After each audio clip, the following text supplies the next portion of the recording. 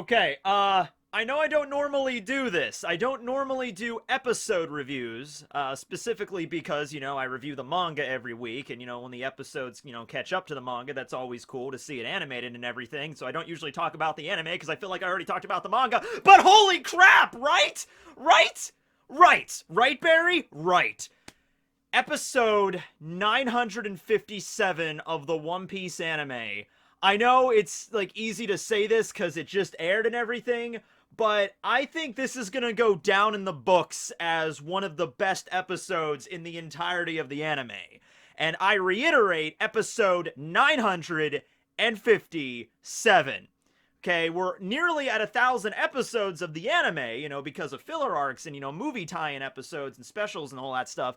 But out of all of that, still, this is one of the good ones. I mean, they're all really good, but this is one of the really, really, really good ones. So we're going to break that down today. Now, it's funny, it's episode 957, and it's adapting 956.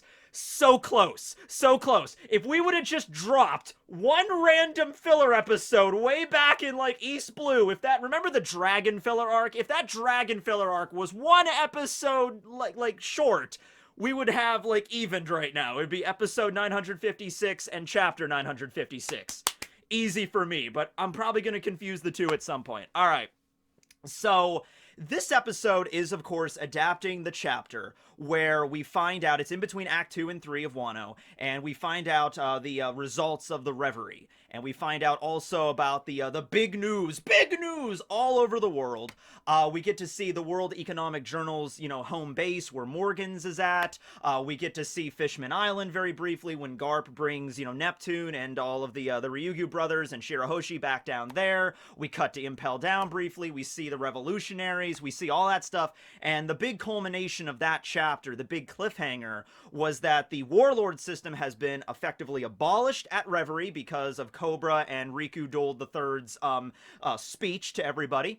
And because of that, Buggy, Hancock, Mihawk, and Weevil are now considered pirates again. Okay, so that was a really good chapter. It was an amazing chapter, and it ended on the line of, all of the Kuja on Amazon Lily freaking out, like, oh, Snake Princess, what are we going to do? The Marines are right there at our front door. And Hancock, super sleek, just has Salome there, her pet snake, and she just kind of sits on her throne, and she's just like, oh, they seem to have forgotten the reason we became warlords in the first place.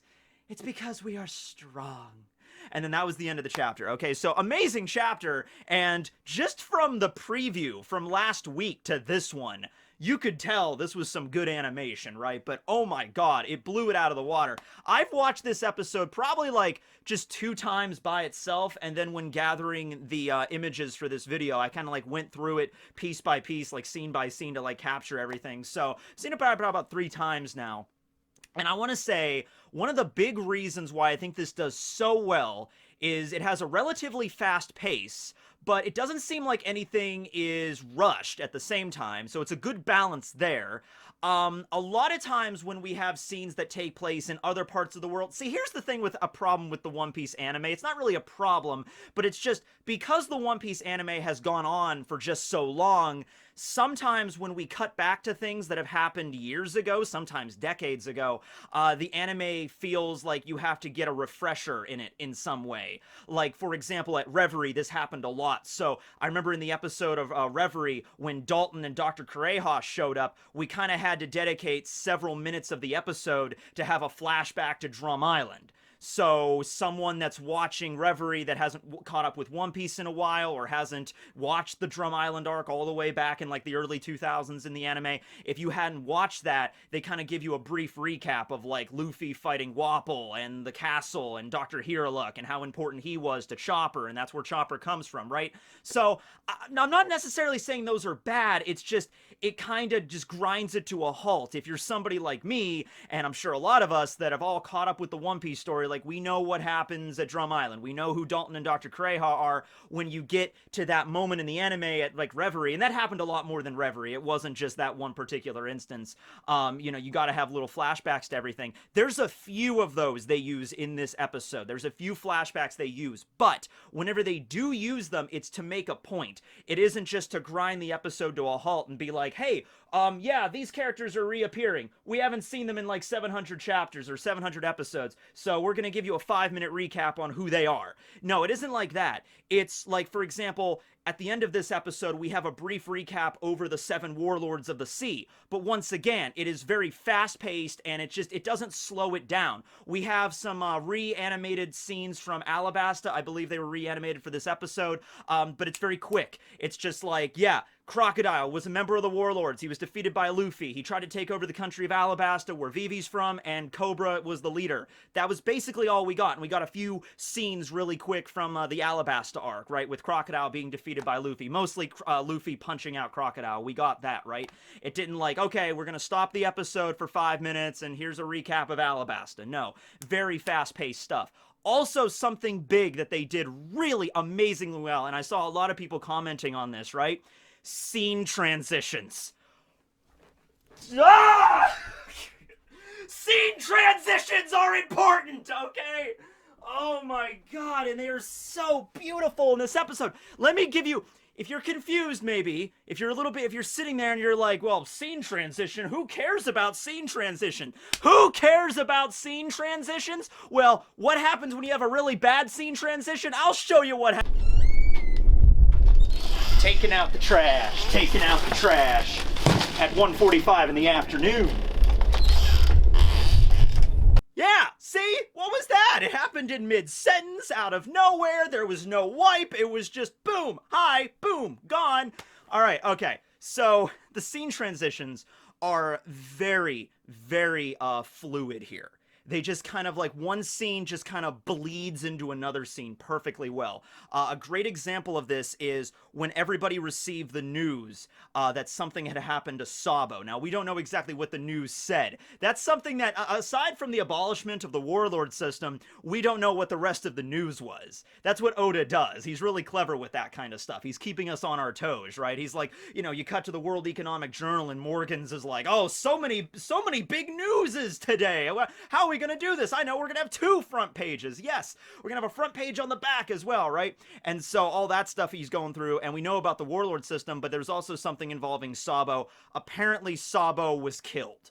Now, I'm pretty sure that didn't actually happen, but that was the news that spread to the entire world. Like, you know, Sabo and the Revolutionary Army, you know, fought against the admirals on the 4th day of Reverie, whatever, and it's like, Sabo dead. That was probably the, you know, the front page news there, and then the revolutionaries get a hold of that, and they look at it, and they're freaking out, and then we cut over to Fuchsia really quickly, where we see Makino in her bar, and she's crying because Sabo's dead, and then we cut over to, the mountain fortress, where Curly Dadan is, okay? And this is where these really good scene transitions show, okay? So you have Curly Dadan and her mountain gang, they're all crying over Sabo. Then it pans out to see the outside of her fortress, and then the camera pans down into the jungle of Dawn Island, where it then immediately transitions to the bottom of the ocean with Impel Down. All right, and we just get a little title card of, like, you know, underwater prison, Impel Down. And then we just see a brief scene with Doflamingo. Okay, that's all we needed, too. We just see the scene of Doflamingo laughing like the damn Joker, because he is Joker, inside of his cell reading the paper, and he just, like, you know, smacks his head off the back of the wall, because he's not much else he could do, because he's all chained up, and then the eyes light up. You know what? I was saying this earlier, like, the overly dramatic, like, whenever the characters used hockey or whatever in this arc, it's like Super Saiyan, they're going into, like, Kaioken or whatever. You know, it's sometimes I was annoyed by it, other times I just thought it looked cool. They really go crazy with the eyes in this episode, the eye glares in this episode. Morgans does it, Dofi does it, Weevil does it, Mihawk does it. There's so much, like, the eyes, like, everybody's Cyclops in this episode, but you know what? I love it. I love it. It works so well because it's just really quick. You know, cut to Impel Down. Doflamingo's reading the paper and he's like, ha ha ha ha, ha, and he like slams his head against the side of the wall. Oh my goodness, this world is never dull. And then just as that scene fades out into darkness so you can just see the red of Doflamingo's eyes, right as that fades into darkness, it then cuts to Blackbeard's body, like the back of Blackbeard's like hat or his hair, and then Blackbeard's in the shot. And so it's just like, Zehaha, men, let's go and take them before the Marines get there. Set sail! And then that's all you need. That's all you need. You know, I feel like another thing, not just the flashbacks that the anime does a lot of times, and you know what, this is something that I kind of like because I can use it for a lot of like my geography videos, like with the Hachinosu Island, okay? So like when Hachinosu was first shown in the manga, we really only got like the establishing shot of what the island looks like, and that was pretty much it.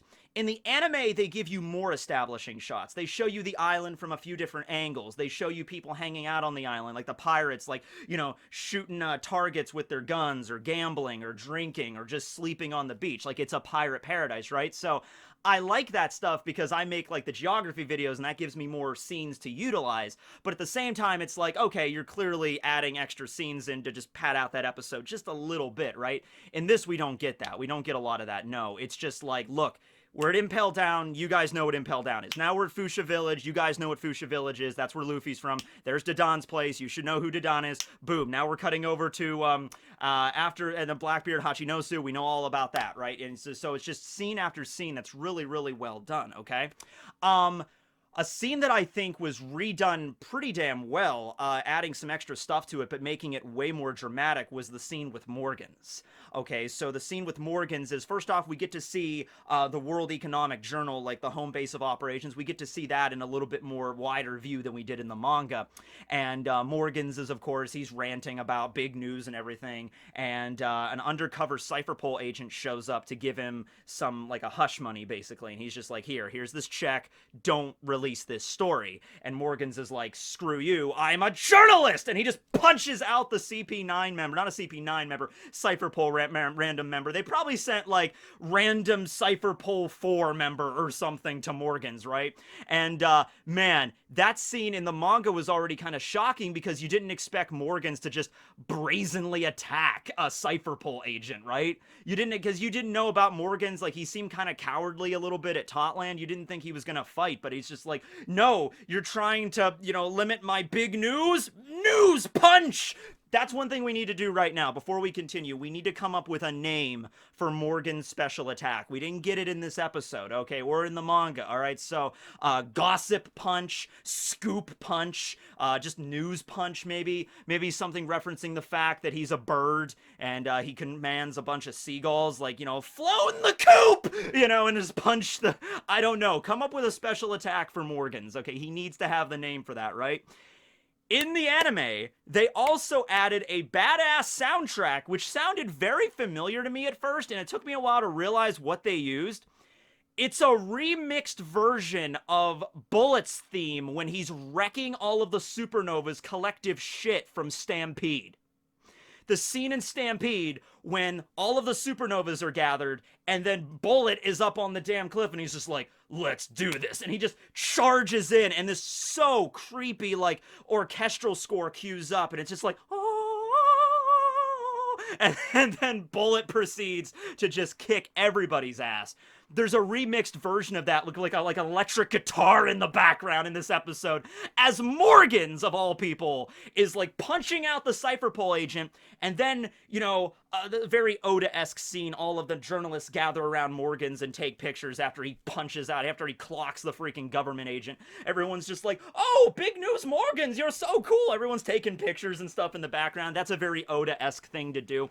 And they're like, well, we should probably get out of here because you just punched out a Cypherpole agent. And they're like, yes, men, we move on to our next destination. And so in the manga, it's not drawn out so crazy. It's just like the entirety of the World Economic Journal's headquarters is a mobile fortress kind of shaped like a teapot, and it's pulled by news coups. So like thousands of news coups lift up the teapot and just kind of carry it around. In the manga, it's just a tiny little panel where it gets picked up and then just gets carried away.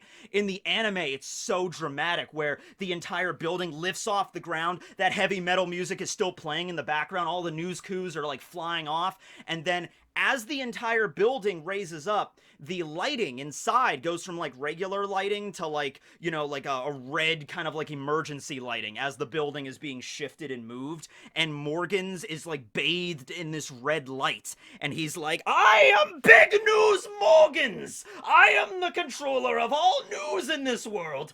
I might be a miser. I might pinch my pennies like Mr. Krabs, but I'm a journalist through and through! And he's the eye thing, they do the eye thing, and he's like ranting and raving.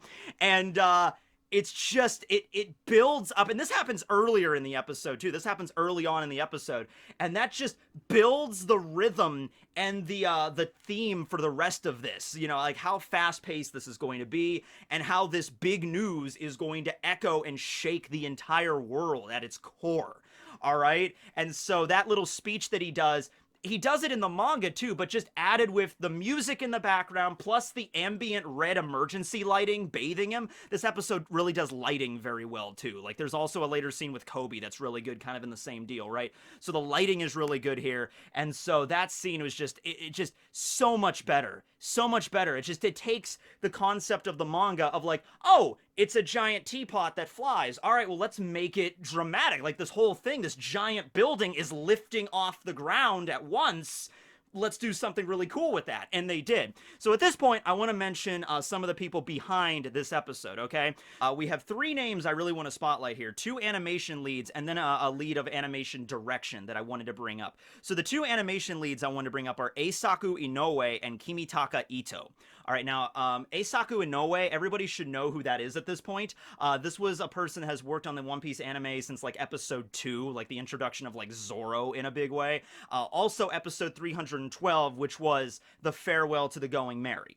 Eisaku Inoue worked on that episode, and if you go back and watch that episode compared to like the episodes that immediately preceded it, the animation starkly shifts with that episode. There's also a lot more of Nami's boobs in that episode, but I digress. The point is that they knew that that episode was going to be a big one, all right? Whenever something really big happens in the One Piece manga and they're animating that, they want to bring out all the stops. They were like, okay, this is going to be one of the landmark key moments in the entire story. The death of the Going Merry. It is being burned. All of the Straw Hats are sad. They're crying. We're going to bring like our best animators and stuff on this, okay? Because this is going to be a moment that's going to be reflected on and remembered for years to come. And that's why I made a whole video about that as well, as that episode of 312, okay? The burning of the Merry, as freaking Dear Friends by Triplane cues up in the background and all the Straw Hats are crying. It's gorgeous. Gorgeous animation in that episode, right? Eisaku Inoue also did animation for the 7th One Piece movie, the one with the giant mechanical island. Remember that one? Yeah. And so that's Inoue, but also Kimitaka Ito was a big part of this as well. Now, he has not worked on the anime as long as Inoue. His first episode was episode 793 in the Totland arc, when Judge was first introduced. I believe that was also the episode where Sanji clashed with Judge, so I remember the animation in that episode being very good as well. But also, Ito worked on the Romance Dawn OVA that aired, I think it was it either like early 2020 or late 2019 when the Romance Dawn OVA aired, the original version of Romance Dawn, right? With Anne and everything. So I remember watching that. That was really good animation there. So Ito did a great job. So you take these 2 animation gods together and you make this episode. It's incredible, okay? So it's perfect there. But I also wanted to mention the person that was behind the direction for the anime. And as far as I can tell, this is the first time she has ever worked on an episode of One Piece. And this is Megumi Ishitani. And I've never heard of her before, but I do now. And I think it was part of her direction as well that was maybe... Because I don't know the whole anime industry in and out. I don't know exactly who's in charge of, like, you know, the scene transitions and everything. But I would assume the people in charge of the animation are in charge of the animation, and the direction is in charge of like how the scenes shift from one part to another and how the characters move and like what happens like with the angles and stuff. I'm imagining that's what the anime direction does, right? Okay, and that's Megumi Ishitani, so I have to give her a massive amount of credit on this as well. So Eisaku Inoue, Kimitaka Ito, and Megumi Ishitani, I think is just like the perfect combination here to create this episode that I think is going to go down in fans' minds for a long time as one of the best ones out there, okay? And so, continuing on with the episode, as we get into the latter half, we learn about the 7 Warlords a little bit. Even though it is a recap, it is, like I said, ties into everything. Like, they mention Crocodile and Doflamingo, but then that scene transitions to Cobra and King Riku giving this impassioned speech at Reverie. Now, just like in the manga, we don't get to actually hear what they said, but it's a lot more palpable here. It's a lot more like they're standing amongst the Reverie Roundtable, and they're telling their stories. And you see this scene where, like, I would love these as posters, these tracking shots where they go down the scene with all the stuff that Crocodile did at Alabasta, and you see Cobra, like, they're, like, laying down on the tomb. And then the same thing with Dressrosa, where we see all the things and all the horrible things that, like, Doflamingo did, and then King Riku's there with his sword.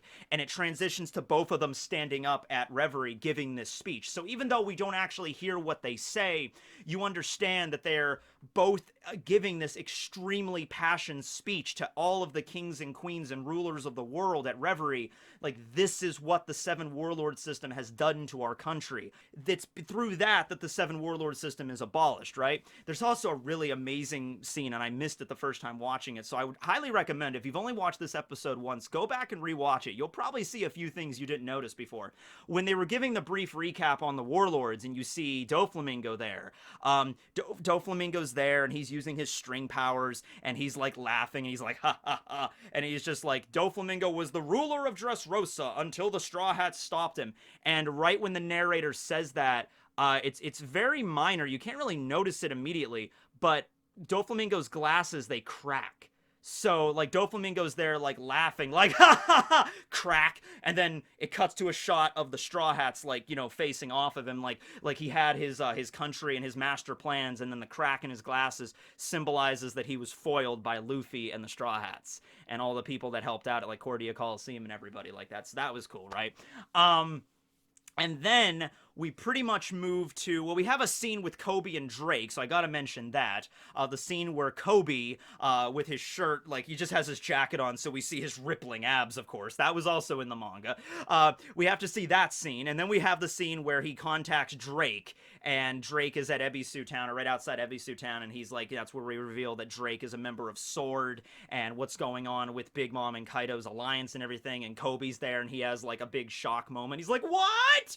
But then before that, it's just the scene where Kobe's trying to find, like, a safe spot to talk to Drake, because they're, like, secret agents and shit, and so he finds this, like, place underneath in, like, the bowels of the ship, like, in the engine room. He goes into, like, a closet, and once again, you got that, like, emergency, like, floodlighting, kind of, where you got, like, the lighting in the bowels of this marine ship that's, like, red and stuff, and Kobe's, like, in this room, he's just, like, peeking out into the hallway, like, looking around. He even looks, like, up on the ceiling to make sure, like, nobody is listening to his conversation with Drake. Just scenes like that in the episode did an amazing job, right? So that's a good scene with Kobe there. And then finally, where this whole thing just gets knocked into even more of a higher gear than it's already in, the scene where the Marines are going after the Warlords. And every single one of these scenes is great. In the manga, once again, there's a lot of stuff in that chapter. So it's like, here's the scene at Kalibali Island, where Stainless, the Vice Admiral, is approaching the island to bring Buggy in. And in that scene in the manga, we don't even get to see a close-up of Buggy. It's just Stainless and his ships approaching the island, and then you get to see Buggy in, like, just speech bubbles. Like, how dare you?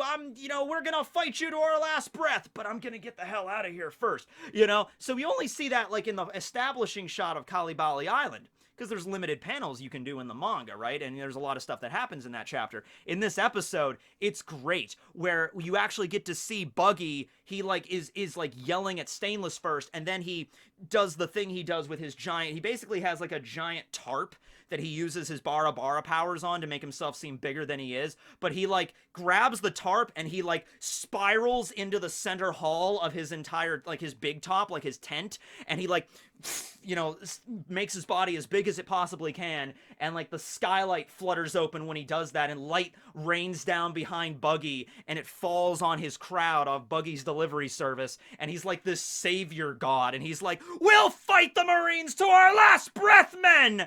And then everybody in the hall is like, Chairman Buggy! Buggy! Buggy! And then Buggy's like, ah! But I'm still gonna get the hell out of here as quickly as I can. You know, it just works way better here. And the scene, we even see a scene with Galdino and the rest of the main crew, like Alvida and Galdino and Kabaji and Moji and everybody. And there's a scene where Mr. 3 is, like, nervous at first, but then Buggy makes his big declaration, like, we're gonna fight! You know, Galdino's there with his glasses, like, kind of like, yeah, I know we're kind of dorks, but he's the king of the dorks, you know? He's like, he's got this. So we have a scene with there. We cut over to a scene with Weevil, and there's a scene, and this happened in the manga, but I actually missed it. When Weevil is approached by the Marines to bring him in, he actually just finished attacking a town. So in the manga, you can see it. Like, Weevil's walking in a field, and the Marines, like, surround him with the riot shields, trying to bring him in. Like, that's gonna work. And then you get to see it in the background, like a town just burning, because Weevil just, like, stomped through there. In the anime, it's all very dramatic, where the town is bathed in fire behind them, and the whole sky is red and cloudy from the smoke, and then the Marines are there, and like, Edward Weevil, we're here to bring you in! And Weevil's like, Mama, why are they attacking me? You know? And then we cut over to Gloomy Island, where Mihawk is. This scene is... okay, it's incredible. All right, this is my favorite one because it happens at night, because it's like kind of always night on Gloomy Island, but the Marine ships are approaching Mihawk's Island, and there's giant spotlights coming off of the Marine ships, like cutting through the fog in the night, and these sirens are blaring, and it's like, Mihawk, we're here to bring you in, and you don't see Mihawk right away. You just see the scene of his, like, gothic castle, and then you see his sword, Yoru, and he picks up his sword. And then there's another scene where he just puts on his hat. And he's there, and he's like, the sirens are blaring in the background, and the searchlights are like covering his castle. You see the moon, you see the blood red moon in the background. Oh my god, I love that shot. And he's there, and he's just like, been a while since I've been the one that's been chased. Should be fun. That's how Mihawk goes to a party. He's just sitting there like, all right, Marines are coming. You know what? And it also gives the impression that Mihawk isn't even leaving the island. It's like he hears the sirens of the Marine battleships approaching. He just grabs his sword, puts on his hat. Let him come. Love that scene. And then finally the scene with Boa, where Kobe and his fleet are arriving at Amazon Lily once again. Just the animation, just the design of the ocean and the way the ships are sailing, it just looks really good. Like, this whole, like, you could tell me this entire episode was like the prologue to a new One Piece movie. I would buy that. I would buy that 100%. Like, One Piece movie 15 is coming out, and here's, like, the big movie tie-in episode that's gonna be the prologue to this. Like, One Piece movie 15, Marines versus the Warlords. Like, the only sad thing I have here is that we know from the manga it doesn't pick up right away, the battle. We might very well get that epic battle, seeing the Marines clash with all of the Warlords and stuff, but it's not going to happen right away. So it's like all this build-up, and we know we're not going to see the battles, but we will eventually. I feel like we have to now eventually. We have to see these battles. But yeah, and then we have just the scene where it ends out the episode, where all of the Warlords, it ends with Boa kind of saying the same thing, like it's because we're strong, but it isn't just Boa. It cuts to all of them. It's like, oh, the reason we're all Warlords is because, and then it cuts to Mihawk getting ready, Weevil going, like Bakin is like, Weevil, you can attack them now. And there's this one dude right there. He realizes just how screwed he is with that riot shield. He knows that faced with this giant, this behemoth of Edward Weevil swinging around this huge Naginata like, yes, mama, I will annihilate all of them. He knows he might as well have a freaking cardboard pizza box for all fucking good that riot shield is gonna do him in about 5 seconds, right? He's like, oh, this was a bad idea. Yeah, and so and then it cuts to Boa, and she's like with the snake, you know, Salome is there, and then, she just sits there like, we are strong. And then it's like, to be continued. And it ends with Buggy. And Buggy's like, we're gonna give him hell.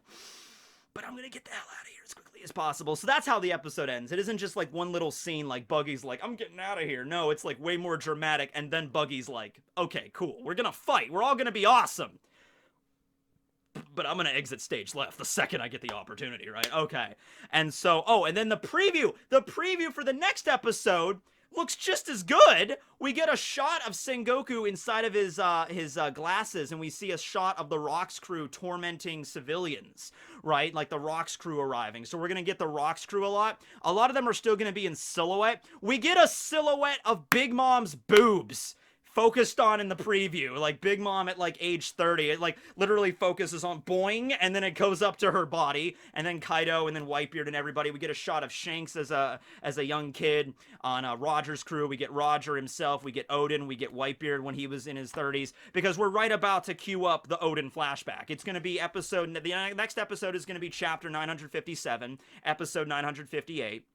And then we're going to cut over to back to Wano very briefly, and then the Scabbards arriving. And then after that, we're going to get right into the Odin flashback. So it's coming up, and probably like the next 2 or 3 episodes, we're probably going to get that flashback.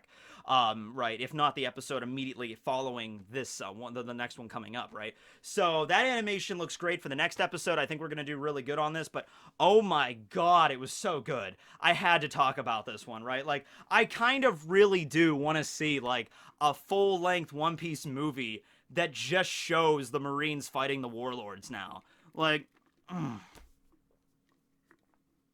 here's what you can do. If Oda decides to not focus on the fights in the manga, if Oda just decides to cut to the aftermath, kind of like how we cut it to the aftermath of Reverie, please just make that the next movie. Just make that the next movie. Just, Oda cuts over it in the manga, and he's like, okay, guys, here's what I'm going to do. I have to get to some other stuff, so we're just going to cut to the aftermath of what happened in the battle. But then the next movie is just going to be a continuation of this. It's just going to be an hour-and-a-half long movie that just shows the Marines fighting the Warlords. Like, I don't know, maybe not a movie, but like an OVA or something. Like, if you're not going to show it in the manga in its entirety, you got to show it in its entirety in the anime in an OVA or something. Please. And have Eisaku Inoue and Kimitaka Ito animate it, and have the anime direction be by Megumi Ishitani. And then we're good. We're set, right? Okay. Anyway, that's what I got. Thank you guys for watching. I just really wanted to build up hype for something that was already hype. What did you think, Barry? Barry was so hyped by this episode, he smiled. He went back to his original, face structure, but he did smile. I did see him smile. Okay. Thanks for watching, everybody. This will be Tekking signing out. Woo!